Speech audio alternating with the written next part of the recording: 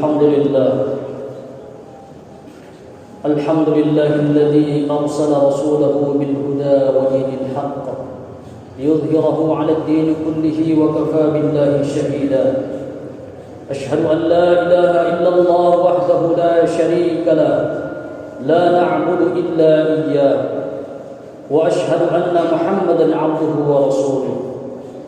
اللهم صل وسلم وبارك على سيدنا محمد وعلى آله وصحبه أجمعين. أما بعد، فيا عباد الله، أوصيكم وإياي بتقوى الله وطاعته لعلكم ترحمون. Puji syukur senantiasa kita panjatkan kehadirat Allah Subhanahu wa taala yang dengan limpahan rahmat karunia-Nya kita masih tetap sehat walafiat, dapat bekerja mencari kebutuhan, berbuat meningkatkan taraf hidup, beramal mencari keridhaan Allah Subhanahu wa taala menuju hari esok yang pasti, terutama hari pertanggungjawaban di hadapan Allah Subhanahu wa taala. Salawat dan taslim penuh berkah semoga dilimpahkan kepada junjungan kita Nabi besar Muhammad sallallahu alaihi wasallam serta para sahabat, keluarga dan ahli warisnya sekalian. Jamaah Jumat rahimakumullah. Judul khutbah kita pada kesempatan Jumat kali ini yakni ancaman melalaikan salat 5 waktu. Jamaah yang dirahmati Allah Subhanahu wa taala, sebagai seorang muslim yang bertanggung jawab atas dirinya sendiri, tentu kita tidak akan melalaikan kewajiban salat 5 waktu. Karena di samping sebagai tiang agama, salat juga sebagai tolak ukur keberagamaan kita. Diriwayatkan dari Jabir bin Abdullah radhiyallahu anhu, Rasulullah sallallahu alaihi wasallam bersabda, pemisah antara seseorang dengan kekufuran adalah meninggalkan salat. Hadis riwayat Muslim dan Ahmad. Salat merupakan pemisah antara seseorang dengan kekufuran. Seorang muslim akan menyata kekafirannya apabila dia dengan sengaja meninggalkan salat. Demikian pentingnya menegakkan salat, sehingga Nabi banyak memberi ancaman kepada orang-orang yang sering melalaikan salat 5 waktu. Kekufuran itu adalah ancaman berat.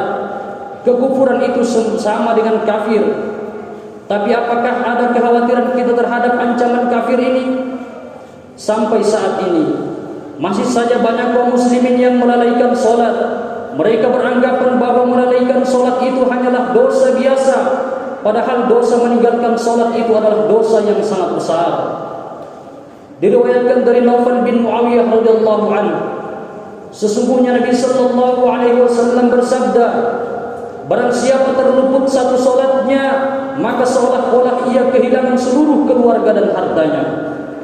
Hadis riwayat Ibnu Hibban At-Targhib. Terluput satu salat saja, seolah-olah kehilangan seluruh harta dan keluarga, seolah-olah mendapatkan musibah besar. Lalu pertanyaannya, bagaimana dengan orang Islam yang melalaikan salat selama berhari-hari, berbulan-bulan dan bahkan bertahun-tahun? Hari ini masih banyak orang Islam yang santai-santai saja kalau datang waktu salat. Bahkan masih ada saja orang Islam yang tertawa, bahkan merasa senang apabila meninggalkan salat. Mereka seakan-akan tidak pernah merasa berdosa. Bahkan lebih miris lagi, ada orang Islam apabila datang waktu salat cuma asyik dengan hisapan rokoknya. Dia tidak tahu di balik asap rokoknya itu ada api neraka yang siap membakarnya. Jamaah Jumat rahimakumullah. Diriwayatkan dari Abdullah bin Umar radhiyallahu anhu, dari Nabi sallallahu alaihi wasallam, sesungguhnya pada suatu hari Rasulullah sallallahu alaihi wasallam mengingatkan mengenai tentang perkara salat.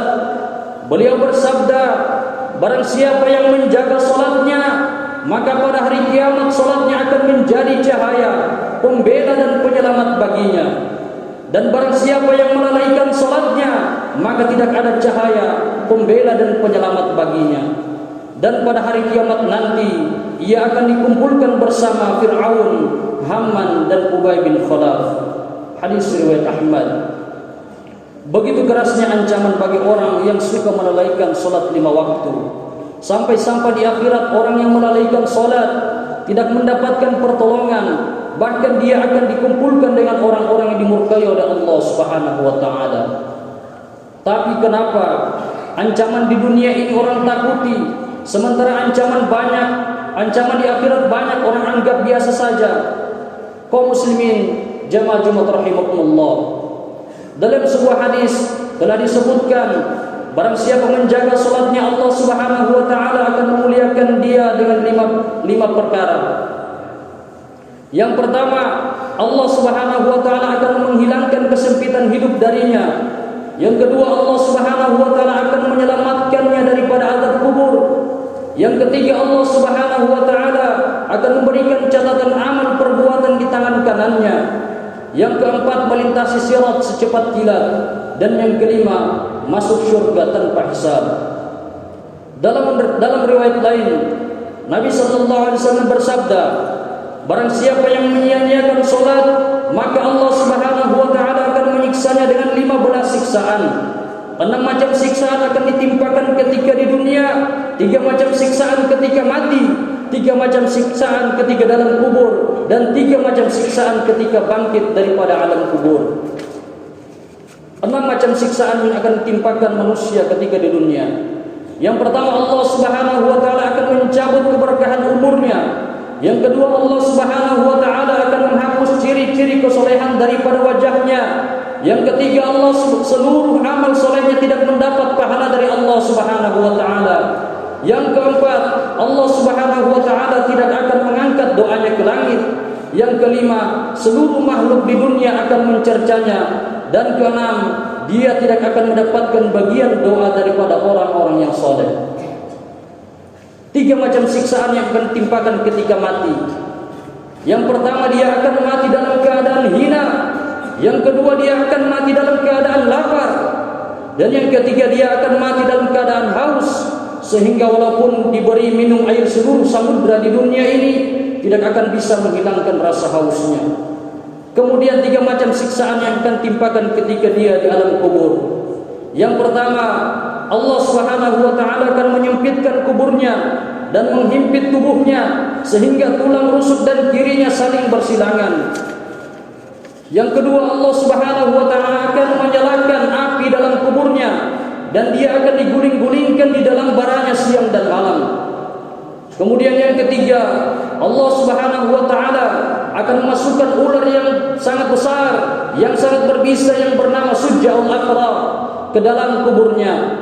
Kedua mata ular itu terbuat dari api, kukunya terbuat dari besi, panjang setiap kukunya sepanjang sehari perjalanan. Ular itu akan memaki kepadanya, seraya berkata, "Saya adalah Sujja'ul Aqrab." Suaranya seperti petir yang menyambar.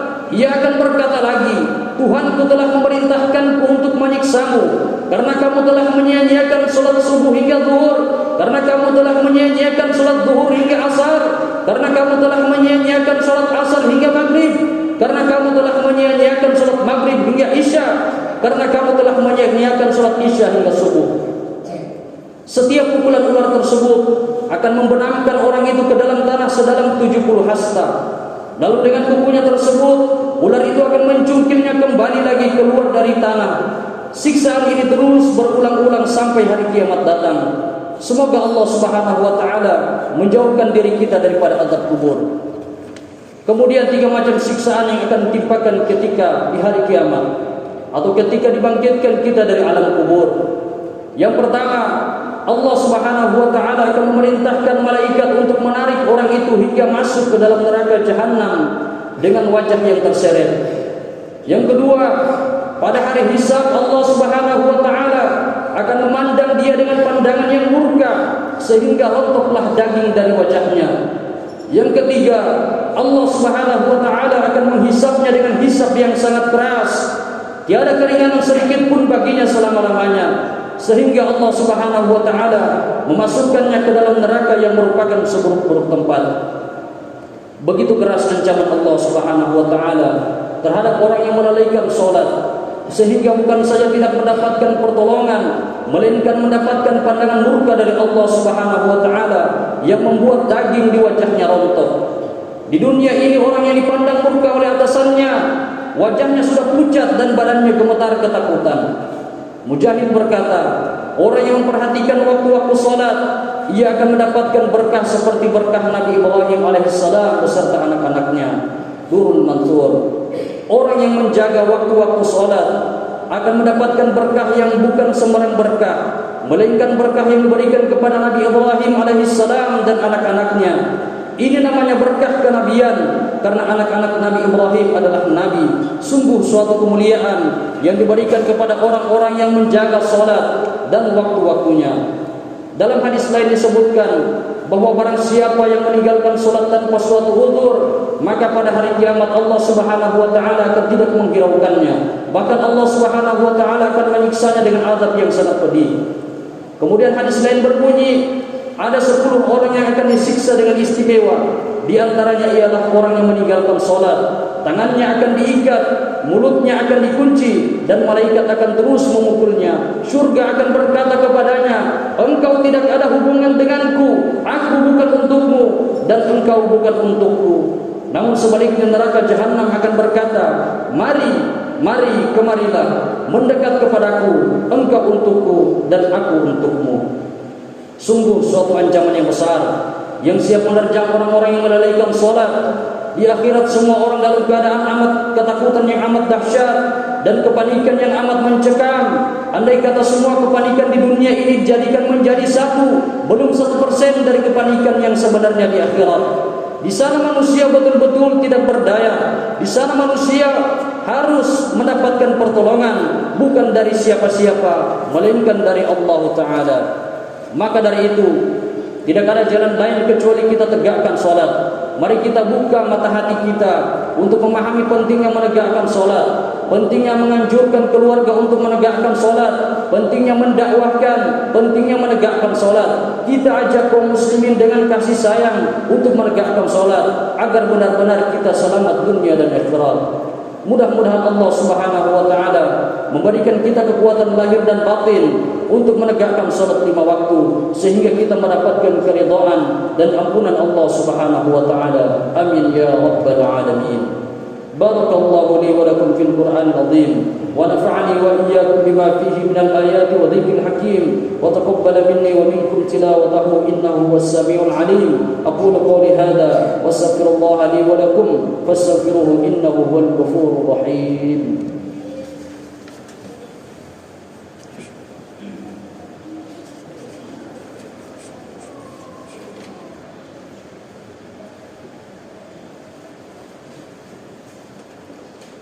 Alhamdulillahilladzi amarna bil i'tisam bihablillah. Ashhadu an la ilaha illallah wahdahu la syarika lah wa ashhadu anna Muhammadan 'abduhu wa rasuluhu la nabiyya ba'dah. Allahumma shalli wa sallim ala sayyidina Muhammadin wa ala alihi wa sahbihi wa man tabi'a hudah. Amma ba'du. Qala Allah ta'ala fi kitabihil karim, a'udzu billahi minasy syaithanir rajim. Bismillahirrahmanirrahim. إن الله وملائكته يصلون على النبي يا أيها الذين آمنوا صلوا عليه وسلموا تسليما اللهم صل وسلم على سيدنا محمد وعلى آل سيدنا محمد كما صليت وسلمت على إبراهيم في العالمين إنك حميد مجيد اللهم اغفر للمسلمين والمسلمات والمؤمنين والمؤمنات الأحياء منهم والأموات إنك سميع قريب مجيب الدعوات اللهم اغفر لنا ذنوبنا وذنوب والدينا وارحمهما كما ربونا صغارا. Ya Allah, ya Rabb, hanya dalam kuasa-Mu segala apa yang terjadi pada hamba-Mu ini. Tiada daya dan upaya selain keagungan-Mu, ya Allah. Jadikanlah segala nikmat dan titipan-Mu menjadikan hamba-Mu semakin pandai bersyukur kepada-Mu, ya Allah. Berikanlah kekuatan iman dan Islam kepada kami, ya Allah. Tuntunlah setiap langkah kami di jalan-Mu, ya Allah. Curahkanlah segala rahmat dan karunia-Mu kepada keluarga dan anak-anak kami, ya Allah. Ya Allah, ya Rabb, di hari yang Engkau ciptakan ini, Ajarkanlah kami agar senantiasa menempatkan-Mu di tempat yang paling agung, karena kami sadar seringkali dunia ini lebih kami pentingkan daripada Engkau ya Allah. Ya Allah, wahai yang maha menatap, wahai yang maha agung dan maha perkasa, Engkaulah yang maha tahu. Ampunilah sebusuk apapun diri kami ya Allah, ampunilah sekelak apapun masa lalu kami ya Allah, tutupi seburuk apapun aib-aib kami ya Allah. Ampunilah kami ya Allah, bukakan lembaran-lembaran baru yang bersih, yang menggantikan lembaran-lembaran yang kelam masa lalu kami ya Allah. Ya Allah ya Rabb, ampuni dan selamatkan kedua orang tua kami. Darah daging yang melekat pada tubuh kami ya Allah, ampuni jika selama ini kami telah menzaliminya. Jadikan sisa umur kami menjadi anak yang tahu balas budi ya Allah. Allahumma ya Allah, lindungi kami dari mati su'ul khatimah ya Allah. Lindungi kami dari siksa kubur-Mu ya Allah. Ya Allah, satukanlah hati kami dalam ketaatan dan keistiqomahan dalam menjalankan kewajiban-Mu ya Allah. Jadikanlah kami orang-orang yang istiqomah di jalan-Mu ya Allah. Anugerahkanlah segala kemuliaan-Mu kepada hamba-Mu ini ya Allah. Rabbana ighfir lana wa li ikhwanina alladhina sabaquna bil iman wa la taj'al fi qulubina ghillan lil ladzina amanu rabbana innaka ra'ufur rahim. Rabbana zalamna anfusana wa in lam taghfir lana wa tarhamna lanakunanna minal khasirin. Ibadallah, innallaha ya'muru bil adli wal ihsan wa ita'i dzil qurba wa yanha 'anil fahsya'i wal munkar wal baghi ya'idhukum la'allakum tadhakkarun. Fadhkurullaha al-'azim wadhkuruhu was'aluhu min fadlihi yu'tikum wa la dhikrullahi akbar wallahu ya'lamu ma tasna'un. Qaimus salat.